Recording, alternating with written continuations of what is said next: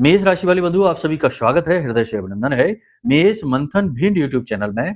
तो मेष राशि वालों, जरा ध्यान से सुनिए। अब इंसाफ की लाठी उठेगी। ईश्वर अब आपके साथ अच्छा ही करेंगे। हर प्रकार की नकारात्मकता दूर होगी और जीवन में सद्गति आएगी।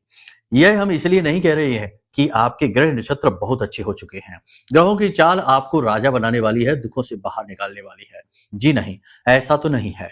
स्थिति तो अभी भी विषम ही है। चंद्रमा मकर राशि में गोचर कर रहे हैं। शनि की राशि है, आंशिक दोष उत्पन्न करते हैं। चंद्रमा यहाँ पर खराब हो जाती हैं, यानी कि मानसिक पीड़ा देंगे, रात को नींद लेने में परेशानी होगी और पैसा अटकेगा। इसी के साथ साथ मंगल के साथ शुक्र की युति 26 तारीख को बनने जा रही है। यहाँ पर मंगल और शुक्र मिलते हैं तो मंगल की अग्नि शुक्र की जो शांति है, जो उसकी आभा है, उसे भस्म कर देती है। शुक्र एक शीतल ग्रह है, स्त्री ग्रह है। तो यहाँ पर आपके दाम्पत्य जीवन, प्रेम जीवन में और रुपए पैसे के फ्लो में बहुत बुरा प्रभाव पड़ सकता है। उस पर भी यदि आपकी जन्म कुंडली में मंगल की स्थिति अनुकूल नहीं है, अंगारक योग बना रहा है या फिर आंशिक या पूर्ण मांगलिक बना रहा है, तो ऐसे में यह प्रभाव और अधिक बढ़ जाएगा। तो कहने का मतलब है कि यह हम इसलिए नहीं कह रहे हैं कि आपकी ग्रहों की स्थितियां बहुत अच्छी हो गई हैं। यह तो हम इसलिए कह रहे हैं कि आज के इस कार्यक्रम में जो हम आपको 4 बातें बताने जा रहे हैं, जी हाँ, ये 4 बातें आपकी राशि के जातकों के लिए किसी खजाने से कम नहीं है। शायद आपको किसी ने ये बातें पहले बताई नहीं है, और बताई भी है तो आपको उस तरह नहीं समझाया जैसे हम आपको समझाने वाले हैं। इन बातों का महत्व बताने वाले हैं, विस्तार से इन क्रियाओं को समझाने वाले हैं जो आपको अब अपने जीवन में शामिल कर लेनी है। इन बातों का शास्त्रीय, वैदिक और पूर्ण वैज्ञानिक आधार भी हम आपको बताएंगे, ताकि आप पूर्ण रूप से तथ्य परख इस सत्य को स्वीकार कर लें। यकीन मानिए कि आपने जब इन बातों को अपने जीवन में शामिल किया तो धीरे धीरे चीजें अपने आप अनुकूल होने लगेंगी। चाहे आपकी जन्म कुंडली में ही कोई भी पाप ग्रह योग क्यों ना बना बैठा हो, चाहे इस समय के ग्रह नक्षत्र आपके प्रतिकूल हों, हर एक स्थिति में कहीं ना कहीं आपको इसका सीधा लाभ प्राप्त होगा। क्योंकि बंधुओं, ग्रहों की जो नकारात्मकता है वह बाहरी स्थिति है जो आपको खराब कर रही है, परेशान कर रही है। आपके आसपास का वातावरण, ये सारी बाहरी चीजें हैं जो आपको प्रभावित करती हैं, दूषित करती हैं। लेकिन हम इन बातों से आपके आंतरिक परिवेश को, यानी आपके अंतर मन को इतना स्वस्थ कर देंगे, इतना अनुकूल कर लेंगे, सकारात्मक कर लेंगे कि बाहरी चीजों का प्रभाव पड़ना ही बंद हो जाएगा। कहने का मतलब यह है कि आपकी इम्यूनिटी इतनी स्ट्रांग कर देंगे इन बातों के आधार पर, जो आगे बातें बताई जाने वाली हैं आपको, उन बातों के आधार पर, कि रोगों का प्रभाव, छोटे मोटे रोगों का, बैक्टीरिया वायरस का आपके ऊपर असर होना ही बंद हो जाएगा। बात को आप हमारी समझने की कोशिश करना, भावनाओं को समझना। जो बातें आपको हम बताने वाले हैं वो हमारा खुद का व्यक्तिगत अनुभव भी है, केवल यूं ही नहीं। और हमने इन बातों के आधार पर बहुत सुख और शांति का अनुभव किया है। अब कुछ लोग कहेंगे कि क्या आप करोड़पति बन गए हैं, क्या आपने बहुत पैसा कमा लिया, क्या आपने क्या पा लिया इन बातों को जीवन में लाने से। तो देखो, सबके सुख अलग होते हैं। किसी को अपने शरीर को स्वस्थ रखने में सुख मिलता है, किसी को धन कमाने में सुख मिलता है, किसी को दूसरों की सेवा करने में, अपने आप को झोंक देने में, समर्पित हो जाने में सुख मिलता है, हनुमान जी की तरह। तो सबके सुख अलग हैं। तो हमारे जो सुख हैं वो हमें मिले हैं महामाई की कृपा से और इन बातों के प्रभाव से। आपको आपके सुख मिल जाएंगे, इस बात का हमें पूर्ण विश्वास है। बस आपको बिना किसी कुतर्क के, दिमाग को बिल्कुल हल्का करके, पूर्ण समर्पण के साथ, बिल्कुल गुरु शिष्य भाव के साथ इस कार्यक्रम को देखना है। तो यह कार्यक्रम आपके जीवन में चमत्कारी परिवर्तन लेकर आएगा। यदि शक वहम मन में पहले से ही घर करके बैठा है तो फिर आपका मन ही विषाक्त है, और विषाक्त दूषित स्थानों पर कभी भी पवित्र ऊर्जाएं प्रवाहित नहीं होते हैं। तो पहले मन की शुद्धि, चित्त शुद्धि, समर्पण से ही चित्त शुद्धि का भाव उत्पन्न होता है। तो उम्मीद करते हैं कि सारी बात आप यहां तक समझ चुके हैं। अब कार्यक्रम को अंत तक जरूर देखना, आपका जीवन बदलेगा, हमारा प्रयास सफल होगा। गुरु शिष्य की यह जोड़ी कमाल कर देगी। ठीक है, तो चलिए अब अपने कार्यक्रम को शुरू करें। लेकिन महामाई को आभार तो जरूर व्यक्त करेंगे, जिनके बिना स्वयं शिव भी सबके समान है। ऐसी महामाई को याद करते हुए कमेंट बॉक्स में भक्ति भाव के साथ लिख डालिए, जय मां भद्रकाली कृपा करो। महामाई निश्चित तौर पर आपके ऊपर कृपा कर चुकी हैं, जो उनका आशीर्वाद बनकर यह कार्यक्रम आप तक पहुंचा है। भाव यदि माई के लिए और गहरा है तो यह भी लिखना कि मैं भी माई के परिवार का हिस्सा हूं। एक और विशेष बात बंधुओं की 29 नवंबर को हम एक विशेष अनुष्ठान का आयोजन करने जा रहे हैं। इस अनुष्ठान में नवग्रह शांति की पूजा होगी, नकारात्मक ऊर्जा की काट के लिए महामाई से निवेदन होगा, उनके चरणों में अर्जी लगाई जाएंगी। तो इस पूजा में, अनुष्ठान में हम तो करेंगे ही, हमारा कर्म है, 3 दिन की विशेष पूजा है। आप भी चाहें तो भाग ले सकते हैं। भाग लेने के लिए वीडियो में नंबर है, इन नंबरों पर फोन करिए, आपको सारी जानकारी प्राप्त हो जाएगी। और महामाई की पूर्ण कृपा, आशीर्वाद प्राप्त करने के लिए और नवग्रह शांति हवन में भाग लेने के लिए जो भी विधि विधान है वो सारे हम आपको समझाएंगे जब आप इस पूजा में भाग लेंगे।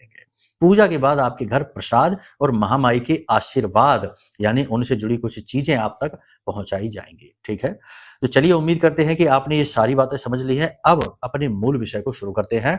बात करते हैं 5 बड़ी भविष्यवाणियों की, फिर आपको बताएंगे उन 4 चीजों के बारे में जो आपके जीवन को बदलने का महत्वपूर्ण अवसर आपको देंगी।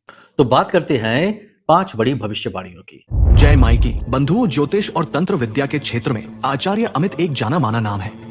पूज्य गुरुदेव के साधनाओं और ज्योतिष विद्या के अनुभव बेहद दिव्य है। जी हाँ, पूज्य गुरुदेव ने जिसकी भी कुंडली का विश्लेषण किया और कुंडली के अनुसार उसे सटीक उपाय व महामाई माँ बगलामुखी की विशेष कृपा दी, उसके जीवन में सकारात्मक बदलाव तो आए ही है। फिर चाहे समस्या कितनी ही कठिन क्यों ना हो, समाधान तो अवश्य हुआ है। अब ऐसे में यदि आप भी अपने जीवन की किसी बड़ी समस्या से जूझ रहे हैं, जैसे कि कर्जा बढ़ता ही जा रहा है, काम धंधा और व्यापार सब रुक चुका है, रिश्ते नातों में तनाव हद से ज्यादा बढ़ गया है, पूरा जीवन ही नकारात्मकताओं से भर गया है, तो ऐसे में यही सही समय है जब आप श्रेष्ठ गुरु से मार्गदर्शन प्राप्त करें और जीवन के अंधकार को समाप्त कर दिव्य प्रकाश की ओर कदम बढ़ाएं। वीडियो में दिए गए नंबरों पर तुरंत संपर्क करिए और अपनी कुंडली का विश्लेषण व समाधान पूज्य गुरुदेव के द्वारा करवा लीजिए। देर ना करें, आपके देवी देवताओं के आशीर्वाद से ये मौका खुद चलकर आपके पास आया है, इसे गंवाना नहीं है।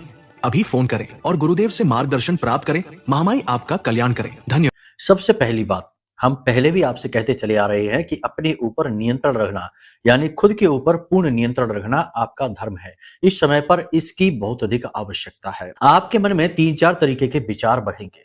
पहला, आपके मन में काम वासना बढ़ेगी। दूसरा, आपके मन में अभिमान का भाव भी उत्पन्न होगा। और तीसरा, आप जल्दबाजी में कोई बड़ा फैसला लेने वाले हैं। संभल कर रहने की जरूरत है। इन सभी चीजों की आवश्यकता है, ये चीजें खराब नहीं हैं, लेकिन इन पर नियंत्रण बहुत अधिक जरूरी है। और इन पर नियंत्रण आप कैसे प्राप्त करेंगे, इसका बड़ा ही सरल उपाय है। नियंत्रण प्राप्त करने के लिए आपको जितना हो सके उतना शांत होना है, धैर्य के साथ काम लेना है, जल्दबाजी नहीं करनी है, विचारशील बनना है, यानी कि रुकना है, ठहरना है, विचार करके तब आगे बढ़ना है। धैर्य और संयम की अधिक आवश्यकता है, यही हम आपसे कह रहे हैं। अब यहाँ पर हम आपको बता दें कि जिम्मेदारियां आपकी अब बढ़ने वाली हैं। आपके कार्यस्थल पर भी आपके ऊपर कार्य को लेकर अलग अलग तरीके की नई जिम्मेदारियां प्राप्त होंगी। निश्चित ही बात है कि आप इनसे अच्छी तरह से पार पाएंगे तो आपकी उन्नति भी होगी, तरक्की भी होगी। ठीक है, तो यानी मेहनत करने का समय आ गया है, कठोर परिश्रम करना ही है। वैसे तो आप लंबे समय से ये कर ही रहे हैं, आगे भी आपको अभी यही करना है। सबसे बड़ी बात कि यहाँ पर आपको अपने मन पर नियंत्रण रखने में कठिनाई होगी। मन में आपके तरह तरह के अनेकों अनेक विचार उठेंगे, तरह तरह की भावनाएं उठेंगी और आपके मन में उथल पुथल की स्थिति रह सकती है। साथ ही साथ कहीं ना कहीं आपके मन में कड़वाहट भी उत्पन्न होगी आपके अपने जीवन के प्रति और आपके रिश्ते नातों के प्रति, कि उनका जो बर्ताव नकारात्मक आपके प्रति रहा, आपके लिए रहा, उस व्यवहार के लिए, उस बर्ताव के लिए आपके मन में नकारात्मकता का भाव रह सकता है। कर्जे का लौटाने का दबाव आपके ऊपर बढ़ सकता है। कर्जा आपको परेशान कर सकता है। लोग आपसे कर्जा वसूलने के लिए आपको प्रताड़ित कर सकते हैं, तरह तरह से आपको घेराव करेंगे, आपको परेशान करेंगे। तो यहाँ पर कर्जा आपके लिए एक बड़ी सिरदर्दी बनने वाला है। पैसे की भी कमी आपको कहीं ना कहीं खलेगी। आपने कोई विशेष कार्य करना है, कोई महत्वपूर्ण योजना है जिसके लिए पैसे की कमी आपको खलेगी। यहाँ पर पैसे की जहां कमी खलेगी, वहीं दूसरी ओर अचानक से आने वाले खर्चे भी आपको लगातार परेशान करेंगे। इतना ही नहीं, इसी के साथ साथ शत्रुओं की संख्या भी बढ़ेगी। देखो, यहाँ पर आपके शत्रु की संख्या बढ़ेगी। शत्रु आपको घेरेंगे, आपके खिलाफ षड्यंत्र करेंगे और आपकी छवि को खराब करने की कोशिश की जाएगी। कहीं ना कहीं किसी न किसी प्रकार से आप अपनी किसी गलती की वजह से ही बड़े प्रलोभन में फंस सकते हैं और इस प्रलोभन में फंसने की कीमत आपको चुकानी पड़ेगी, अपने मान सम्मान से, अपने मन की शांति सुकून को देकर। ठीक है। कहीं ना कहीं नकारात्मकता आपको घेरेगी, आपके बनते हुए काम अचानक से बिगड़ जाएंगे, एंड मोमेंट में जाकर आपका काम बिगड़ जाएगा, जिससे आपका मन खराब हो जाएगा, मूड खराब हो जाएगा।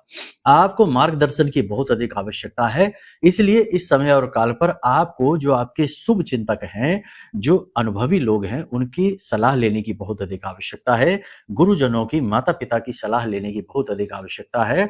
और अगर इन सब में आप नहीं कर पा रहे, यानी ये सब नहीं हो पा रहे, क्योंकि जीवन इतना विचित्र है कि कभी-कभी अपने शुभ चिंतक से शुभ चिंतक को भी अपना शत्रु बना देता है।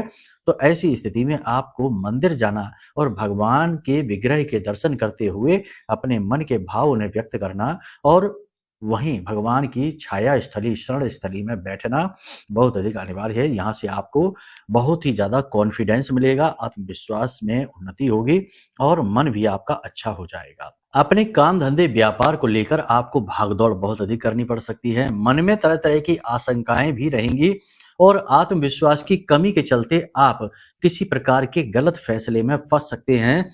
इसकी उसकी सलाह लेकर आप अपने लिए परेशानियां उत्पन्न कर सकते हैं।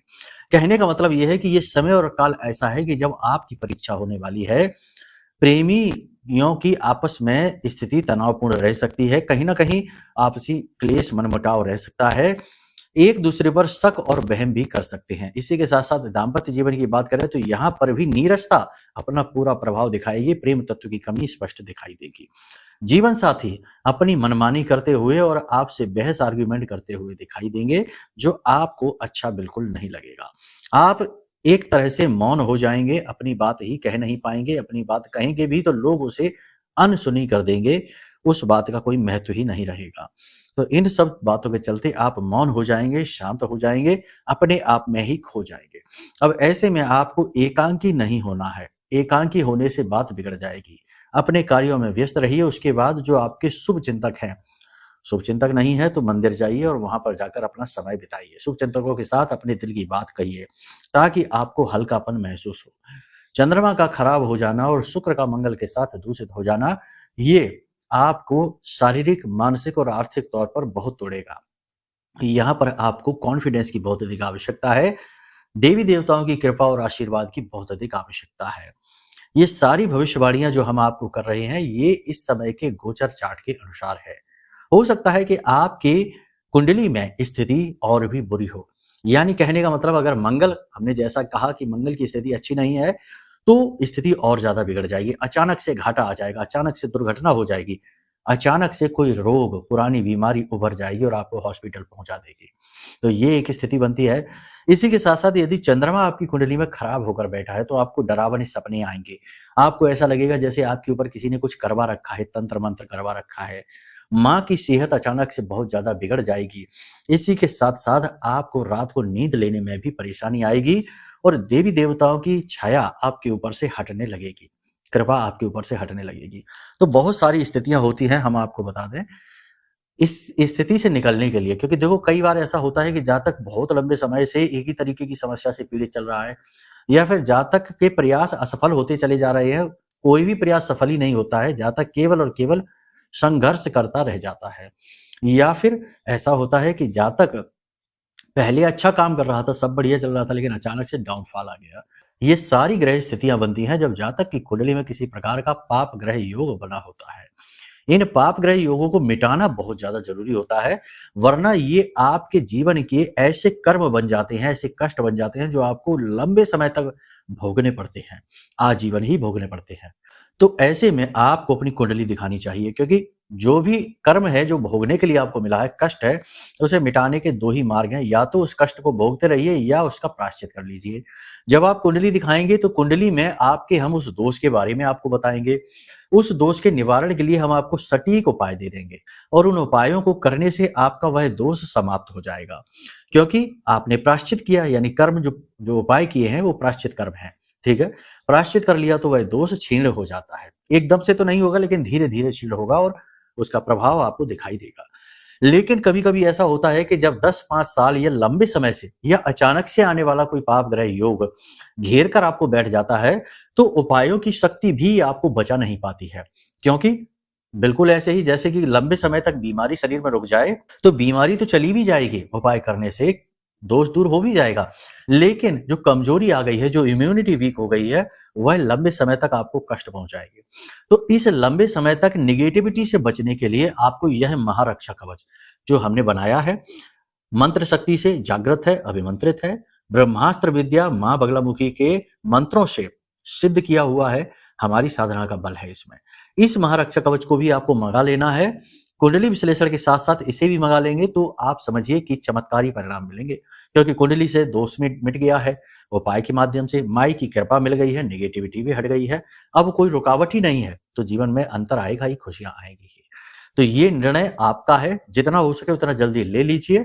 हाँ, मन में अगर कोई भेद है, कोई अगर शक है, वहम है, तो फिर बिल्कुल मत लेना, क्योंकि पहले मन की शुद्धता अनिवार्य है।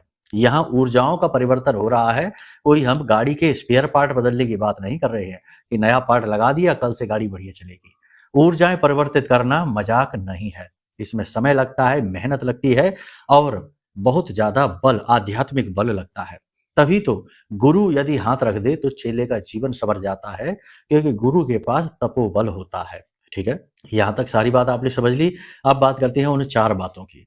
तो देखो, सबसे पहली और सबसे बड़ी बात कि अगर आपने गुरु को एक्टिव करके रखा है तो आपका कोई बाल भी भागा नहीं कर पाएगा। कारण क्या है? क्योंकि गुरु साक्षात परम ब्रह्म, गुरु तो परम ब्रह्म का ही स्वरूप है, और परम ब्रह्म जब आपके साथ हैं तो आपका कोई बाल भी भागा नहीं कर पाएगा। बिल्कुल जैसे कि अर्जुन कमजोर होने के बाद भी, सेना कमजोर है, खुद की समझ भी कमजोर है, लेकिन भगवान श्री कृष्ण का साथ मिलने से बड़े से बड़े महारथी योद्धा भी अर्जुन का कुछ बिगाड़ नहीं पाए, भगवान ने रक्षा की। ऐसे ही गुरु आपकी रक्षा करेंगे। तो गुरु को एक्टिवेट रखना, पॉजिटिव रखना बहुत ज्यादा जरूरी होता है। अब गुरु एक्टिवेट कैसे होते हैं? पूजा पाठ से तो होते ही है, सीधी सी बात है। दिन में एक आध बार रामायण की चौपाइयां, 4-5 चौपाइयां जरूर पढ़िए, 4-5 श्लोक अवश्य बोलिए, श्रीमद् भागवतम के कोई एक आध 2 श्लोक याद कर लीजिए, वो बोलिए। यानी कोई ना कोई ऐसा कर्म जो आपको पूजा पाठ से, भगवान से सीधे जोड़ता है, वो कर्म अवश्य करिए। लेकिन ये सारे कर्म बहुत से लोग करते हैं, तब भी उनका गुरु एक्टिवेट नहीं होता, निगेटिव रहता है। इसका कारण यह है कि मन में बहुत ज्यादा व्याकुलता है, कचरा भरा हुआ है। अब आप समझिए कि आपने पूजा की, हनुमान चालीसा पढ़ा पूरे मन से, एक बार नहीं 7 बार पढ़ लिया, लेकिन 7 बार हनुमान चालीसा पढ़ते समय हनुमान जी पर तो ध्यान ही नहीं है। ध्यान कभी दुकान पे चला जाता है, कभी मोबाइल पे चला जाता है, कभी पैसे लेने हैं, पैसे देने हैं, इसका बिल, उसका बिल, ये इंस्टॉलमेंट, ये सब पे ध्यान जा रहा है। तो अब ये चालीसा पढ़ना कहाँ तक सिद्ध होगा? कभी नहीं, ये तो एक नौटंकी, फॉर्मेलिटी हो गई। तो ऐसी ही चीजें लोग कर रहे हैं आज के समय में। कहते हैं गुरुजी हम पूजा तो बहुत करते हैं, लेकिन फिर भी परेशान है। तो इसीलिए तो परेशान है, क्योंकि मन कहीं और है, तन कहीं और है। तो वो एक क्या हो गई, रोबोटिक एक्टिविटी, यानी मशीनी कृत्य हो गया। तो अब करना क्या है? गुरु को एक्टिवेट करने के लिए सबसे पहले आपको ध्यान करना सीखना है। प्रतिदिन का नियम बनाइए कि जब आप सोकर जागें तो स्नान आदि करने के बाद या बिना स्नान किए ही, क्योंकि ध्यान एक एक्सरसाइज है, कोई पूजा पाठ का कर्म नहीं है। ठीक है, तो आंख बंद करके कहीं पर भी शांतिपूर्ण जगह पर बैठ जाइए। कोशिश करिए सूर्योदय से पहले जागिए, क्योंकि ये सारी चीजें उस समय पर बहुत जल्दी फलीभूत होती हैं। तो आंख बंद करके किसी भी एकांत स्थान में, घर पर छत पे बैठ जाइए, किसी एकांत कमरे में बैठ जाइए जहां स्वच्छ हवा हो, वातावरण शुद्ध हो, बैठ जाइए। 10 से 15 मिनट के लिए, आधे घंटे के लिए आंख बंद किए यूं ही बैठे रहिए। जो भी विचार आए उन्हें आने दीजिए, जाने दीजिए, छेड़िए नहीं। विचार आया, आंख बंद करके बैठे, अरे आज तो शर्मा जी से फोन पे बात करनी थी, ये कहना था, वो कहना था, इससे पैसे लेने थे। फिर विचार करिए, जब वो जाएंगे तब करेंगे, तब देखेंगे, अभी नहीं, अभी ध्यान करने दो, अभी ध्यान करने दो। विचार आ रहे हैं, आपने कैंसिल कर दिए, आया कैंसिल किया, आया कैंसिल किया, ये क्रिया एक्सरसाइज चल रही है। अब 4-5-6 दिन के अभ्यास के बाद विचार आने कम हो जाएंगे, खत्म नहीं होंगे, आने कम हो जाएंगे और उन पर नियंत्रण आपका बनता चला जाएगा। ठीक है, तो इस तरह से ध्यान का अभ्यास प्रतिदिन करिए। इसी के साथ साथ दूसरा कर्म आपको यह करना है कि जब भी आप सोकर जागे, तो सोकर जागना एक, देखो नींद में जाना मृत्यु है और सोकर जागना एक जन्म है। यानी हर व्यक्ति प्रतिदिन मृत्यु का अनुभव करता है और प्रतिदिन पुनर्जन्म का अनुभव भी करता है। भाव बहुत बड़ा है। आप समझिए कि बहुत सारे लोग ऐसे हैं जो सोते हैं तो फिर उठ नहीं पाते, यानी कि वो सचमुच में ही उस अवस्था में चले जाते हैं। और जो नींद है उसे भी समाधि से जोड़ा गया है, यानी कि वह आंशिक मृत्यु का ही अनुभव है। तो आप समझिए कि जब आप सुबह सोकर जागते हैं तो आपको आभार रखना चाहिए भगवान के प्रति, उस ब्रह्म के प्रति, अपने देवता के प्रति। तो इसके लिए सबसे अच्छा तरीका है जो शास्त्रों में भी बताया गया है कि जैसे ही उठकर बैठे बिस्तर पर तो पालथी मार के सुखासन में बैठ जाइए, आंख बंद किए रखिए। उसके बाद अपनी हथेलियों को इस तरह मलिए और अपनी आंखें खोलकर अपनी हथेलियों के दर्शन करिए। दर्शन करें तो इस मंत्र को भी बोले, कराग्रे वसते लक्ष्मी, कर मध्य सरस्वती, कर मूले च गोविंदा, प्रभाते कर दर्शनम। सबसे पहले आंख खोले तो अपने ही कर के दर्शन करिए, अपने ही हथेलियों के दर्शन करिए, क्योंकि इनमें ही देवी देवताओं के वास बताए गए हैं। अलग अलग भाव, कराग्रे वसते लक्ष्मी, आगे के भाग में लक्ष्मी का वास है। कर मध्य सरस्वती, मध्य में सरस्वती देवी। और कर मूले च गोविंदा, नारायण हरि का वास है कर के मूल में। इनके दर्शन आप करिए। दर्शन करने के बाद में फिर ऐसे मलिए और इसके बाद इसे अपने चेहरे पर पूरे भाव के साथ मल लीजिए और अनुभव कीजिए कि तीनों देवी देवताओं की कृपा आपको प्राप्त हो रही है, सरस्वती जी की, लक्ष्मी जी की और नारायण की।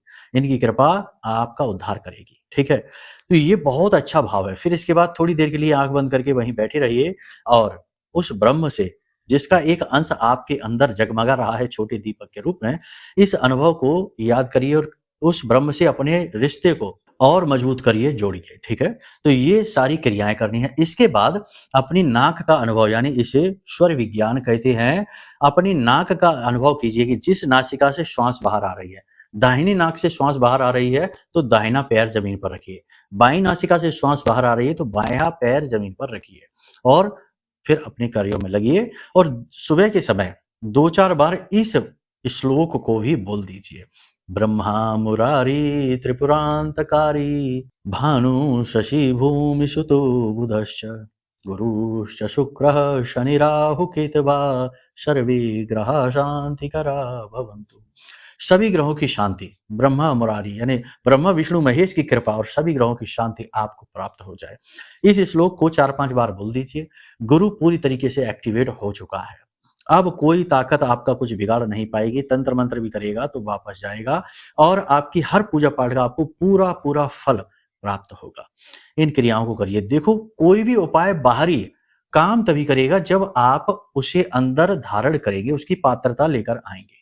मानकर चलिए कि आपके कटोरे में पहले से ही ढेर सारा यानी पूरा जल भरा हुआ है और आप लाइन में लगे हैं और कह रहे हैं भगवान इसे भर दीजिए, इसे भर दीजिए। ये तो पहले ही भरा है, इसमें क्या भरें? तो इसे खाली करिए, इसकी पात्रता को बढ़ाइए और फिर भगवान भरेंगे। ऐसे ही हमारा दिमाग जो है ना, ये दुनिया भर की आलतू फालतू बातों से भरा रहता है। इसे खाली करिए। खाली करने की क्रिया हमने आपको बताई ही है। जब यह खाली होगा तो फिर ब्रह्म की ऊर्जा यानी ईश्वर का ज्ञान और विद्या इसमें प्रवेश करेगी और जो भरा हुआ दिमाग है वह अविद्या से भरा हुआ है। तो अविद्या को हटाइए, विद्या को स्थान दीजिए और आप दिन की बेहतरीन शुरुआत करिए। कोशिश करिए कि प्रतिदिन मंदिर जाइए।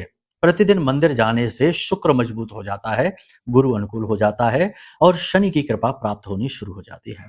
मंदिर के बाहर जो भिखारी बैठे हैं उन्हें अन्न और धन का दान करिए, यानी थोड़ा बहुत कुछ खाने को दे दो और 10-5 रुपए दे दो। ये क्रियाएं ऐसी हैं जो कि आपके सौभाग्य को जगाती हैं, आपके प्रारब्ध को मजबूत करती हैं, आपकी क्रिया शक्ति को प्रबल करती हैं। दूसरा व्यक्ति गड्ढा खोदेगा, पानी निकले या ना निकले, लेकिन आप गड्ढा खोदेंगे, कुआं खोदेंगे, पानी जरूर निकलेगा। ये है क्रिया शक्ति प्रबल होना। ठीक है, तो ये चीज हो जाएगा। तो इन क्रियाओं को अपने जीवन में शामिल करिए। साथ ही किसी विशेष दिव्य शक्ति जिसमें भी आपका भाव है, भोलेनाथ का है या हनुमान जी का है या दुर्गे माँ का है, जिस भी देवी देवता में आपका भाव है, महीने में एक बार उनका बड़ा अनुष्ठान जरूर कर लिया करिए। 7 दिन का, 3 दिन का, 5 दिन का संकल्प लेकर अनुष्ठान जरूर करिए और संकल्प में वो चीज तय करिए जो आप चाहते हैं कि देवता आपके लिए करें। इन क्रियाओं को जब आप करेंगे तो आप देखेंगे कि सडनली यानी अचानक ही चीजें शुभ होनी शुरू हो जाएंगे। अचानक ही लोग आपसे अट्रैक्ट होने लगेंगे, अचानक ही आपके शत्रु गायब होने शुरू हो जाएंगे। ये सारी बातें बहुत ही व्यवहारिक हैं, बहुत ही प्रमाणित हैं और ये आपके अंदर शुद्धता को बढ़ा देगी, यानी आपके अंदर का फिल्टर सिस्टम एक्टिवेट हो जाएगा। फिर आचार व्यवहार यानी वाणी को शुद्ध रखिए। वाणी में आप शब्द नहीं बोलना है, गाली गलौज नहीं देना है, बुरी से बुरी परिस्थिति में भी मौन रह जाना है, शांत रह जाना है। दूसरा, किसी का अपमान नहीं करना है, जब आप किसी का अपमान कर देते हैं, फिर चाहे वह बड़ा हो, छोटा हो, कैसा भी हो, कहीं न कहीं उसके मन से नेगेटिविटी तो जागृत होती ही है, सीधी आपकी ओर आती है, क्योंकि आपने ही तो उसे शुरू किया है, तो आपका काम खराब होगा। दूसरा, छोटे-छोटे लोग जो होते हैं ना, देखो कहना पड़ रहा है, वैसे नहीं कहना चाहते, कोई छोटा नहीं होता, सब संसार में बराबर हैं। लेकिन छोटे-छोटे काम कर रहे हैं लोग, रिक्शे वाला है या फिर धोबी है या दूध वाला है, छोटे-छोटे लोग हैं जो आपको पता है कि ये बहुत गरीब है, जैसे-तैसे रोज़ी-रोटी चलती है। उन्हें खुश कर दीजिए। कभी उनका ₹100 का काम उन्होंने आपका किया है और उनको आप 110 दे दीजिए।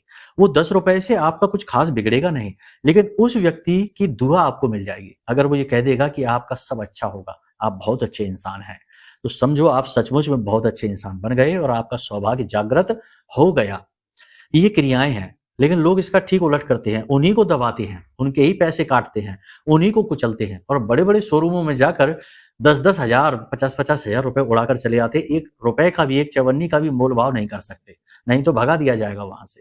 ये स्थिति है। तो आप समझिए, जीवन को इस तरह जियो कि जीवन एक कहानी बने, ना कि इस तरह जियो कि जीवन एक दुर्भाग्य और भ्रष्टाचार का दलदल बन जाए, ठीक है? सारी बातें जो हमने आपको बताई ये हमारे अपने विचार हैं, जो हम अपने जीवन में भी रखते हैं, अमल में लाते हैं, सबको सिखाते हैं जो हमसे जुड़ते हैं। आज हमारा मन किया आपको सिखा दें। ये सारे कार्य किए तो आपकी रक्षा स्वयं ब्रह्म करेंगे, भगवान करेंगे। आपकी नहीं करेंगे तो फिर किसकी करेंगे? आप जैसे ही लोग तो भगवान को प्रिय हैं, बस जो कमियाँ हैं उनको दूर कर लीजिए। उम्मीद है सारी बात आपने समझ ली है। अब यदि कुंडली विश्लेषण कराना है, कवच मंगाना है या महाअनुष्ठान में भाग लेना है, किसी भी प्रकार की जानकारी चाहिए तो नंबर वीडियो में है, इन पर फ़ोन कर लीजिए। सारी जानकारी आपको प्राप्त हो जाएगी, ठीक है? चलिए वाणी को यहीं विराम देते हैं। हमेशा हँसते रहिए, मुस्कुराते रहिए, सकारात्मक रहिए। महामाई आपका उद्धार करेंगी। प्रेम से बोलिए जय माई की। हमारे प्रिय और परम पूज्य आचार्य जी ने अपनी साधनाओं के अनुभवों पर आधारित शक्तिशाली उपाय और क्रियाओं के माध्यम से हजारों लोगों के जीवन को पूरी तरह से बदला है। आचार्य जी के द्वारा बताया गया हर एक उपाय इतना सटीक और कारगर होता है कि जो भी इसे पूरे भाव के साथ कर लेता है, उसे साक्षात महामाई की कृपा और आशीर्वाद प्राप्त हो जाती है। इसलिए निसंकोच इन उपायों को पूरे भाव के साथ करिए, आपका कल्याण होगा। जय माई की।